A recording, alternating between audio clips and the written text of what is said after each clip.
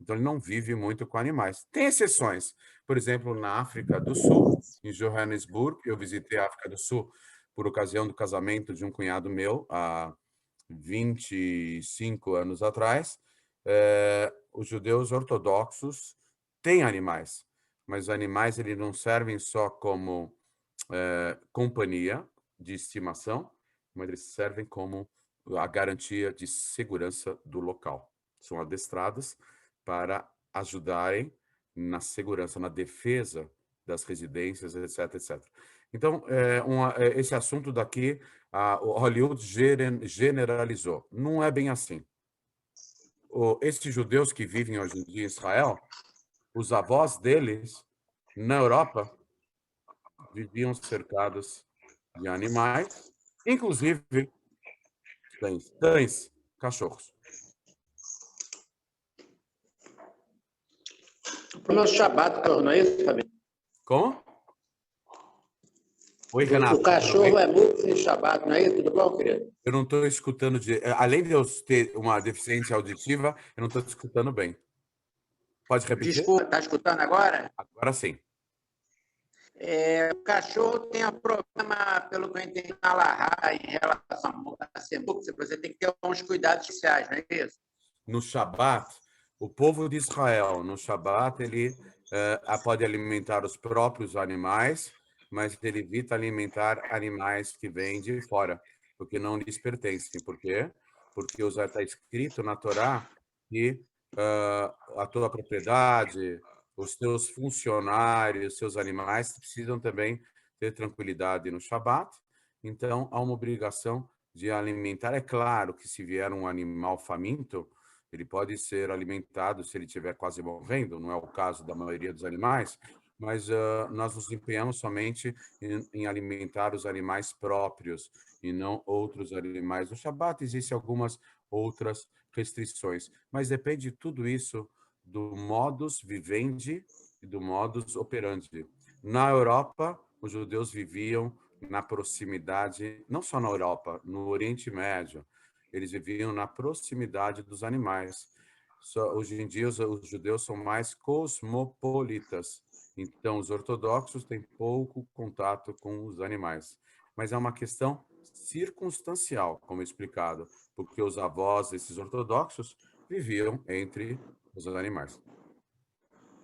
Mas, por exemplo, um ortodoxo, quando ele encontra um cachorro em Shabbat, ele não pode tocar, não é isso? Não é bem assim, não. Isso daqui é coisa de Stissel, é coisa de Hollywood, tá? Ele pode tocar. Eu já toquei em vários cães. Uma vez eu fui conversar com um judeu na Granja Viana, um frequentador. Ele tinha lá a raça Akita, só que americana. Eram cães enormes, pareciam leões, com a cabeça do tamanho do mundo. E os cães gostaram de mim. E eles não queriam ficar ao meu redor, eles queriam ficar exatamente em cima de mim. Só que é difícil, um cão maior que eu ficar exatamente em cima de mim. Então, eu fiz o sinal para o meu anfitrião, para ele dar um jeitinho, fazer um sinal para os cães esperarem um pouquinho. Eu acabar de falar e eu agradei um cão, agradei outro cão, mas eles queriam tanto ficar na minha companhia que eles resolveram ficar em cima de mim. Mas em cima de mim, haja, né? Aí é meio difícil. Existe uma lei da física que dois corpos não ocupam o mesmo lugar ao mesmo tempo. Mas eu toquei neles, eu toco em cães, posso agradá-los. Não são do meu convívio normal. Eu não tenho cães em casa, há religiosos que têm. Em geral, os judeus ortodoxos, na atualidade, não têm cães, em geral. Antigamente tinham? Sim. Entre outros animais, tanto na Europa como no Oriente Médio, era uma vida mais próxima do campo? Tinham, sim. Mais uma pergunta, pessoal? Obrigado. Uma observação muito interessante. O único animal que Deus pede para recompensar na Torá, por incrível que possa parecer, é o cão. Por quê? Na saída do Egito, em Pessah, o povo de Israel saiu rapidinho e milhares de cães se reuniram. Em vez de eles latirem, denunciando a fuga dos judeus, eles ficaram bem quietinhos, milhares e milhares, observando a saída do povo de Israel. Quando, eu não estou falando do animal que come ração, mas estou falando do cão selvagem, do animal vira-lata, não sei também se ele pode comer qualquer coisa, mas antigamente o cão podia comer há milhares de anos carniça. Então, quando um animal abatido não sai conforme os conformes, Deus pede para o povo de Israel para que o animal que não foi abatido e não é kasher, que seja preparado como alimento aos cães. Não os cães que comem ração, os cães da época que se alimentavam inclusive de carne. Então, é uma recompensa que Deus pede na antiguidade que seja encaminhada para os cães, porque na hora da saída do Egito, eles ficaram bem quietinhos. Então, Deus nos ensina o sentimento de reciprocidade. Em relação a que criatura? Exatamente os cães. Mais uma pergunta, pessoal? Rabino, Sim. meu nome é... Pode falar, Gabriel, tudo bem? Tudo bem. Sobre a questão de impureza, no caso, um Benenor, ele fica impuro pelas mesmas regras que o judeu? E se ele fica, o homem pode continuar fazendo as suas atividades normais ou ele está proibido não de fazer fica impuro, um então eu almoço, vou no caso? explicar. A diferença não é só entre um judeu e um Ben-Noach. Mesmo dentro do povo de Israel, há diferenças entre o homem e a mulher. A mulher, por exemplo, judia, ela é isenta de cumprir uma série de mitzvot que o homem é obrigado a cumprir, porque mitzvah é para aperfeiçoar. E a mulher, ela já é aperfeiçoada em alguns aspectos que o homem precisa ainda se aperfeiçoar. E a diferença entre adultos e crianças. Crianças até o bar mitzvah, 13 anos, e o bat mitzvah, no caso das meninas, elas não têm, as crianças não têm obrigação de cumprir as mitzvot. Os pais têm obrigação de educá-las, aí sim. Então, existem diferenças, assim também entre o povo de Israel e as nações do mundo, particularmente os Ben Noach. Quando o povo de Israel tem 613 mitzvot, significa que um judeu precisa de 603 vias para se aperfeiçoar. Agora, um judeu homem, a mulher tem menos mitzvot. Agora, um Benor tem 7 leis universais, porque ele não precisa do mesmo processo de aperfeiçoamento. Ele já é aperfeiçoado em certos aspectos, então seu aperfeiçoamento é mais sutil, porque ele é realizado por 7 leis universais. Então, esses conceitos são muito místicos, muito profundos, envolvem espiritualidade. As leis de pureza e impureza, hoje em dia nem praticamos, porque ainda não temos o templo. Na ocasião do templo, por exemplo, quando as nações do mundo, elas também oferecerão, trarão oferenda, no comecinho, não posteriormente. No comecinho, trarão oferendas no templo. Essas oferendas terão que ser puras. Hoje em dia, nem os judeus guardam aspectos de pureza, a não ser superficiais, elementares. A pureza familiar, Netilat Yadayim, mas a pureza maior, que é aquela que é proveniente da morte, da ausência da vida, hoje em dia não temos como nos purificarmos. Somente por meio da queima da vaca vermelha, isso ocorrerá futuramente na época de Mashiach e do terceiro templo. Mais uma pergunta, pessoal? Então, eu como um Benenor, eu posso, mesmo impuro, eu posso fazer minhas atividades normais, no caso, cozinhar, não preciso me preocupar com essa parte. Uma maneira básica de qualquer ser humano se purificar é se banhando. Pode ser num chuveiro, pode ser num lago, no rio, na piscina. Por quê? Porque Deus providencialmente fez com que a mesma substância que remove outras substâncias físicas, qual é a substância mais usada no mundo para a remoção de outras substâncias? Que eu saiba, é a água. A água é a substância número 1 no mundo que serve para higienização, certo? Tem outras, mas a principal é a água. Muito bem. Deus fez com que essa mesma substância, além de poder purificar outras substâncias, limpar e higienizar de outras substâncias indesejáveis, a água também consegue remover substâncias espirituais, adimensionais, tá? Então, é a água que cai de um chuveiro numa quantia mínima, tá? Uma quantia de 12 litros em poucos segundos. Um chuveiro dá conta do recado, tá? 12 litros. Desculpa, 9 litros, que são considerados... Não, desculpa, é 12 litros, que é uma medida, outra chamada 9 kabin, uma medida da Torá, do Talmud, 12 litros. Também numa piscina, também no rio, no mar. O mar é o lugar por excelência de purificação, cachoeiras, cataratas, cuidado com as cobras, e etc. E é uma forma de purificar. Se a pessoa está se sentindo impura, então acredite, tomem um banho. Banho de sol não serve, banho de lua também não serve, pessoal. Um banho com a água, ela remove tanto substâncias físicas como substâncias espirituais, tá? É isso. Mais uma pergunta, pessoal? Mas a água pode ser temperatura normal ou se ela for esquentada, ela Qualquer já não temperatura. funciona? Qualquer temperatura. Ah, Rabino, em Mas não vai relação à se vaca queimar, hein? vermelha, Não vai se queimar. em Qualquer temperatura. relação à Os vaca... judeus, os Hassidim na Rússia, para mergulhar no rio, o que eles faziam? Eles quebravam a crosta de gelo, vinham com uma chaleira efervescente para quebrar um pouco a temperatura, eles mergulhavam na água, no buraco feito na crosta do rio congelado. Assim que os Hassidim faziam diariamente um mikve antes de rezarem na sinagoga. Sobre a vaca vermelha, é verdade que já achou a última? Tem muito fake news que deixa um dos objetivos do fake news não é só ser fake news, é deixar as pessoas alegres, felizes e saltitantes. Que eu saiba, não, mas já apareceram várias notícias que surgiram vacas vermelhas na hora da... Não é...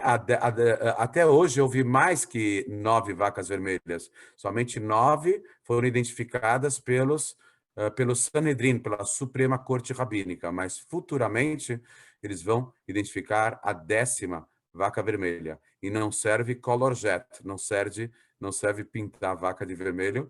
É uma vaca que nasce de pelo inteiríssimo vermelho. Não sei se alguém já viu algum tipo de gado no Brasil que tem uma coloração parecida com a camisa do Francis.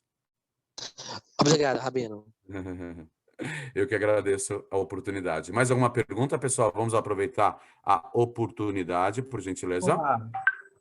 Minha mãe está aqui comigo perguntando o seguinte: no mundo Sim. vindouro, ressurreição dos mortos, eternidade, eu quero, não vai morrer. Minha mãe está perguntando isso. Falou que não vai morrer ninguém. Se a pessoa quiser se matar ou tentar fazer mal para outra, As pessoas não vão querer se matar e ninguém vai querer fazer mal para absolutamente ninguém, porque não existirá mais o mal na face da terra.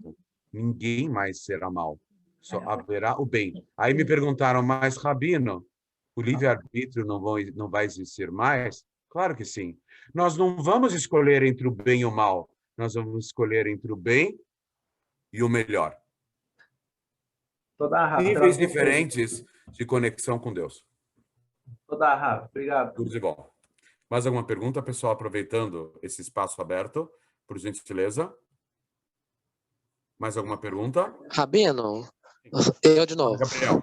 No caso, aqui em casa às vezes tem insetos, mas às vezes não quero matar eles. Tem alguma dica que eu posso usar pela Torá para espantá-los só? Sem ter que matá-los? Uma vez o quinto Rebbe de Lubavitch ficou super mal porque involuntariamente ele atingiu um inseto. Os sadikim, nós não estamos no nível dos sadikim alma iluminadas, mas eles não chegam a matar sequer um inseto. O Arizal, Rabbi Tzchak Luria, o grande cabalista, quando alguém arrancava grama do chão sem a necessidade de comê-la, ele ouvia berros, ele ouvia gritos da grama, da espiritualidade do vegetal. Agora, quando era para comer, então a natureza fica bem quietinha espiritualmente, porque ela colabora, porque ela sabe que vai ser elevada. Quando o animal é morto somente para a caça, a alma dele grita, berra.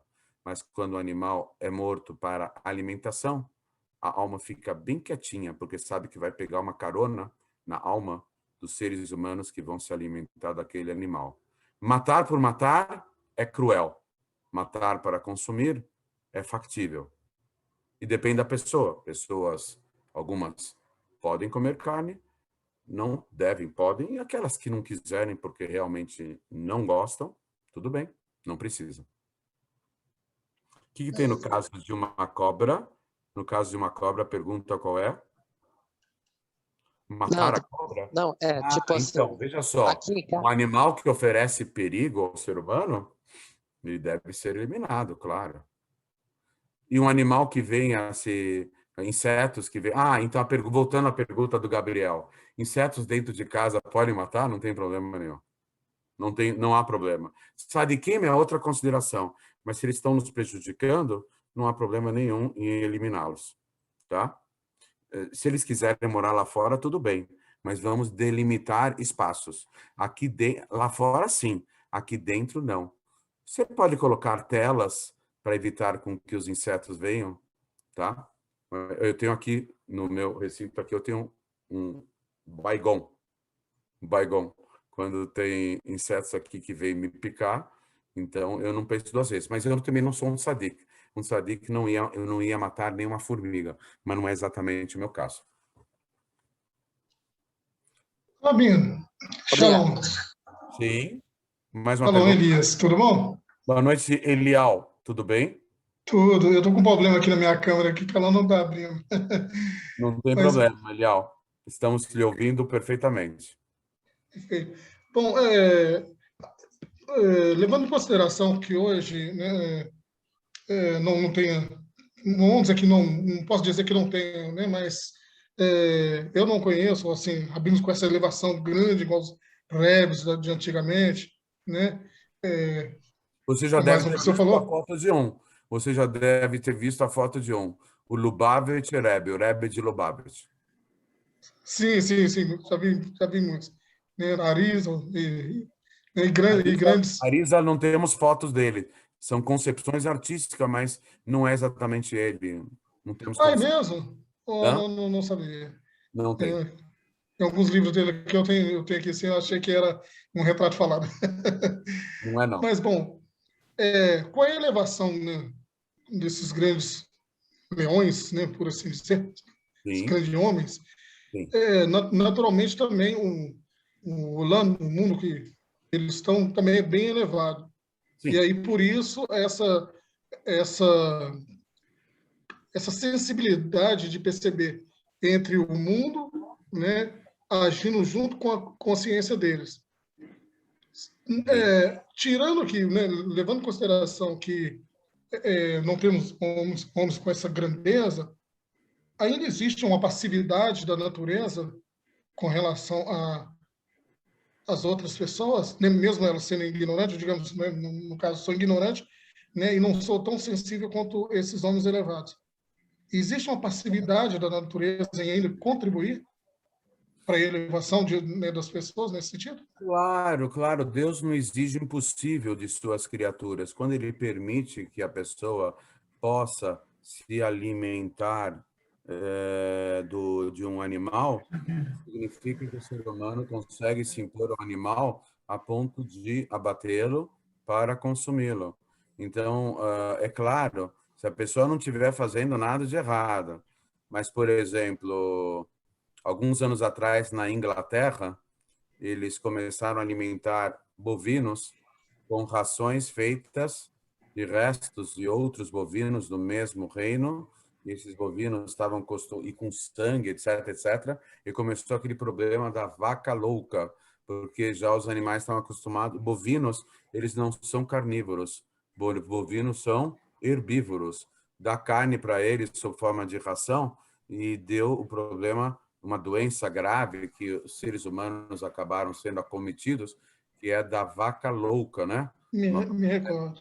Então, eles agrediram a natureza, dando carne para animais herbívoros, que na sua natureza e constituição comem somente vegetais. Então, agredindo a natureza, Aí Deus dá Deus faz com que muitas vezes os próprios animais acabem se vingando. Então, por exemplo, o que fazem em certos lugares do mundo com os animais é totalmente proibido pela Torá. Fazer um animal sofrer, a única exceção é para consumi-lo. Se não for para consumi-lo, é totalmente proibido. E para consumir alguma parte do corpo do animal, como couro, etc. Então, primeiro ele precisa ser abatido. Aí também pode, mas em geral pode aproveitar o subproduto do alimento, né?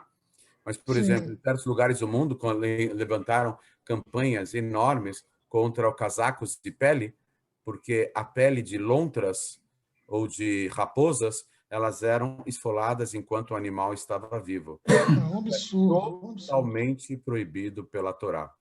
Totalmente proibido. Para termos uma ideia da proibição, uma época como a natureza é sensível, na época do Baal Shem Tov, tinha um general, não era um general, era uma pessoa importante, que perdeu boa parte dos filhos. E perguntou para o mestre, para o Baal Shem Tov, ele não era judeu, ele era das nações. Ele perguntou para o mestre por que aconteceu aquilo com ele. O Baal Shem Tov falou, porque você cortou muitas árvores frutíferas na sua vida.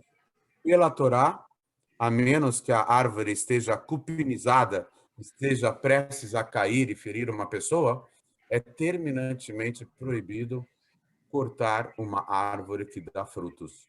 Somente podemos cortar árvores que não dão frutos, a menos que a árvore esteja bichada, vai cair, esteja totalmente tomada, esteja totalmente doente. Eu estou falando de uma árvore sadia, que dá frutos sadios. Para o judeu é proibido cortar. E se cortarem, pode acontecer, como nessa história, de perder a vida de próprios filhos. É uma coisa grave. Rabino, eu queria... Rabino, está me ouvindo? Pode falar, Rabino. Alberto. Alberto, está falando?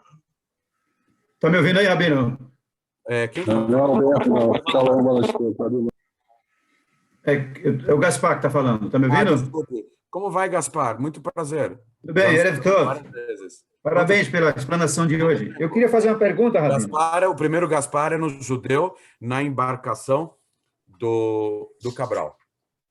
O Gaspar era o judeu da embarcação como era o nome lá da caravela lá?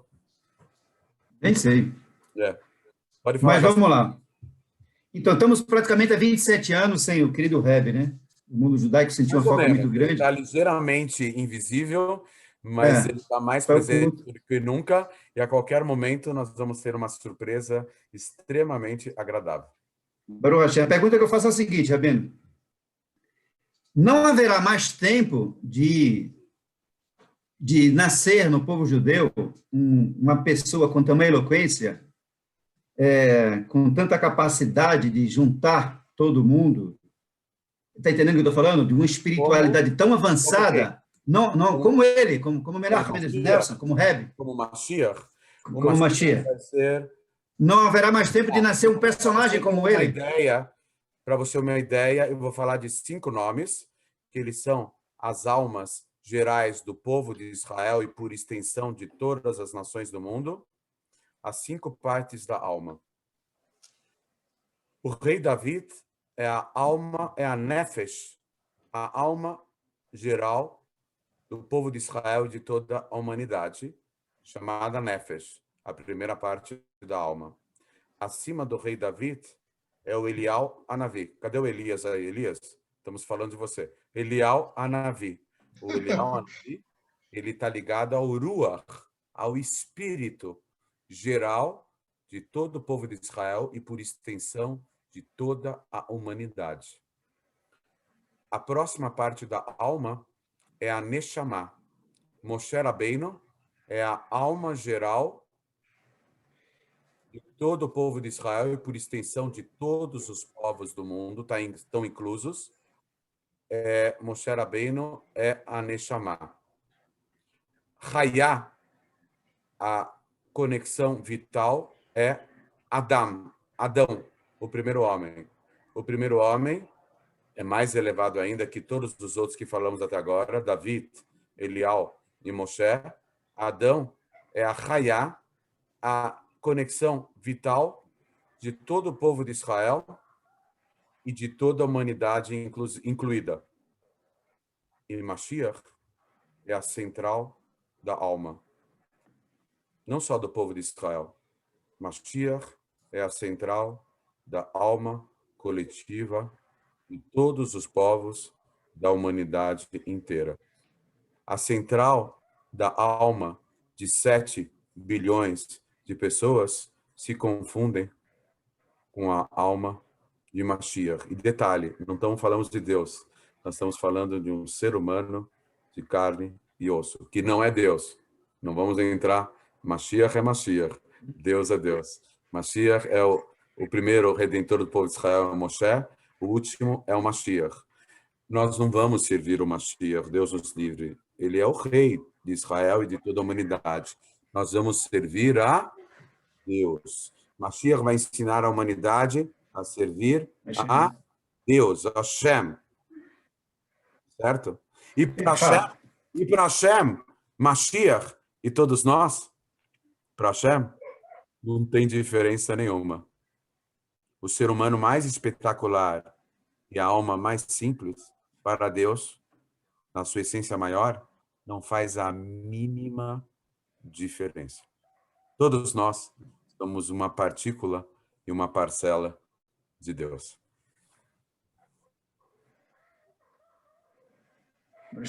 Obrigado, toda a Eu que agradeço, muito prazer. Nós já nos vimos antes, só que eu vi um outro nome. Agora eu estou sabendo que você é o famoso Gaspar. Meu nome é Vespasiano, né? As pessoas me conhecem como Gaspar. Já tive no seminário com a sua presença, com a presença também do Rabino Jacó de Elissato. Eu não sou fisionomista. Uma vez eu conversei 3 horas seguidas com uma pessoa e depois eu me esforcei um pouquinho para me lembrar da cara dela, que eu estava tão absorto nos meus pensamentos que eu nem olhava a pessoa que estava na minha frente. Ô, Rafa, tem uma pergunta do Samara. Até o Dor Leon estava nesse seminário, muito legal. Baruch Hashem. Mais alguma pergunta, pessoal? Tem uma da Samara, Rafa, eu acho que está no chat. Onde? Deixa eu ver aqui. Pergunta no chat. Se cortou as árvores sem saber dessa proibição. Pessoal, tudo que é involuntário, não vão se assustar. O Rabino falou uma coisa aqui assustadora. O pessoal cortou a árvore e vai começar a morrer. De jeito nenhum. Isso aconteceu há 250 anos atrás, na época do Baal Shem Tov, não quer dizer que vai acontecer hoje. Deus dá um desconto, já falei. Remarcação de preço, liquidação total, pague a primeira daqui a 45 dias, cartão de crédito, compre 2, leve 3, pague 2. Deus é muito bonzinho. Não fiquem apavorados. O Rabino não quis apavorar ninguém aqui, pessoal. Eu não sou nenhum templo de outra religião aqui. Meu trabalho não é assustar ninguém. Pelo amor de Deus. Qual é o nome dessa quinta parte da alma? É Yehidá. Yosef Marmol, Yehidá. Yehidá vem de Yahid. Yahid é único, significa unificação. É a unificação de todas as almas numa central maior com Deus. Se nós pudéssemos ver a fonte maior de todas as nossas almas, nós veríamos o quê? Deus. Nós somos criados à imagem e semelhança de Deus, porque nós temos uma partícula divina dentro de nós. Mais uma pergunta, pessoal? Rabino, é o Alberto falando. Tudo bem, Alberto? Tudo bem, graças a Deus. O senhor está bem? Baruch Hashem, graças a Deus. Graças a Deus. Me desculpe o meu atraso, eu estou pegando a sua aula, né, já no finalzinho. O bonde. Peguei o bonde. Durante a noite, quando o corpo está repousando, eu tenho essa dúvida. Quando o corpo está repousando, a alma ela desprende do corpo. A alma se desprende parcialmente. Por incrível que possa parecer, os sábios do Talmud quantificaram que o sono é 1/60 da morte. nessa parte, qual que é a parte que fica no corpo? O corpo é uma pré-morte que eu tenho, mas o meu corpo ele continua funcionando normalmente. Não, então, é 1/60 avos das 3 partes da alma que ficam dentro do corpo, que é Nefesh, Ruach e Neshama, tá? No sono. É 1/60 avos. Agora, como que um conceito espiritual pode ser quantificado? Os sábios do Talmud, que eram inspirados por Deus, deram esse número. O que significa exatamente isso? Eu, sinceramente, não sei. Isso que eu queria saber também, por que o 60? Hã? Assim, Não, eu queria saber Kabbalah deve porque explicar esse número 1/60, não exatamente da forma matemática, mas num outro aspecto totalmente diferente. Nesse Então, caso, ok. Rabino, Oi? Elias, num caso de um sono profundo, então, a gente tem a ausência da Hayá e Yeridá. Não, a Hayá e a Yeridá não chegam a entrar no corpo. A Hayá e a Yeridá são tão elevadas que agem perifericamente. A Hayá e a Yeridá, elas são a parte mais elevada da alma. Então é isso. Então, na Hayá, eu estou falando em relação a outras partes da alma. A Hayá e a Yeridá, elas agem perifericamente, elas não chegam a Elas entrar. elas não agem de composição física. Quando eu vou vestir uma mão, quando eu vou vestir uma luva, o meu cérebro não veste a luva. Quem veste a luva são os meus dedos e a minha mão. Mas o meu cérebro não veste a luva. Mas eu vesti ou não vesti a luva? É a mais baixa Mas o meu cérebro não. Então, é a mais baixa da alma que veste. Tem que fazer As 3 partes, a reencarnação só envolve 3 partes da alma. 2 partes da alma nunca reencarnam. Elas são conceitos mais genéricos. E qual que vai ser a grande novidade da ressurreição? Que pela primeira vez em 5.781 anos, pela primeira vez desde Adão, a Yehidá, a central da alma, vai entrar nos corpos. Nunca aconteceu isso, mas quando as pessoas ressuscitarem, a central da alma vai entrar nos corpos. Rabino, você falou 5.781 anos. Aquela parte da alma que nunca teve em corpo nenhum, pela primeira vez na ressurreição, vai entrar no mundo físico e material. Rabino, eu entendi isso como hoje, 5.781 anos. Alguma dúvida? Alguma dúvida? Deixa eu ver aqui uma pergunta. Shalom a todos, shalom Rav, Shimon Bran. O Bnei Noach também deve comer carne abatida de forma correta e ele pode comer sangue na carne? Não há proibição nenhuma dos Bnei Noach comerem sangue. Nenhuma proibição. Se quiserem, podem evitar, mas não há proibição. Vou falar mais ainda. Um judeu não é proibido de comer sangue dentro da carne. O sangue só se torna proibido quando ele sai da carne. Se um judeu lavar super bem por fora um pedaço de carne crua com sangue dentro, ele não é chamado de sangue. O sangue só é chamado de sangue quando ele se separa da carne. Então, por que é proibido? Por que temos que salgar a carne que é cozida? Que o sangue sai da carne, se torna proibido, entra na carne de novo e torna tudo proibido. Os Bnei Noach não precisam comer carne abatida, mas a carne abatida é uma boa garantia de que o animal morreu antes de ser desmembrado, despedaçado. Se a pessoa pudesse certificar de que aquilo que ela está comendo não morreu antes de ser desmembrado, aí é melhor.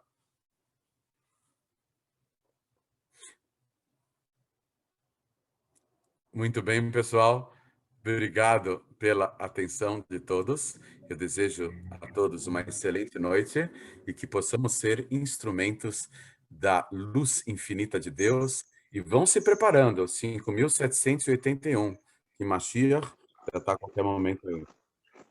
Assuntos de almas voltarem a animais, já era, pessoal. Outras vidas. Agora Deus é bem bonzinho, não há mais esse tipo de sofrimento para a alma humana. Isso é coisa do passado. Hoje em dia, a prioridade máxima é Mashiach.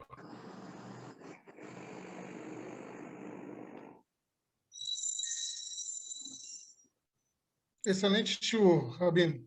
Muito obrigado. Obrigado pela participação de todos, pessoal.